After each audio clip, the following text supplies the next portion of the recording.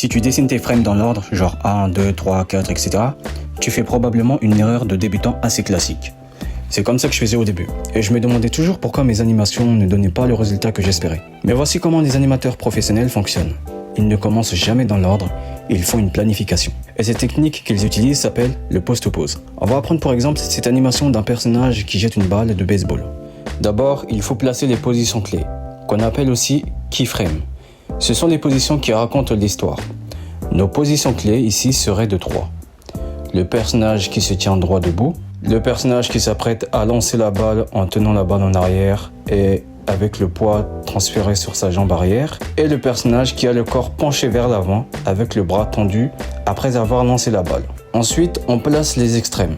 Les extrêmes sont les positions maximales d'un mouvement.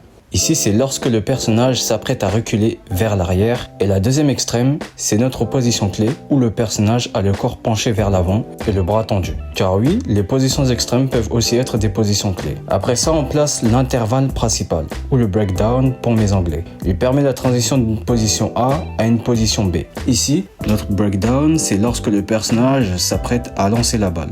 On voit que le corps du personnage a tourné vers l'avant, mais que le bras et le poignet restent toujours légèrement en arrière. Et enfin, on place les images intermédiaires, in between, pour mes anglais, pour fluidifier tout ça. C'est là qu'on va mettre les anticipations, par exemple, ou les slow in et les slow out. Et voilà le résultat. Maintenant, pour tes prochaines animations, utilise cette méthode et tu verras que tu auras moins de déformations sur tes animations.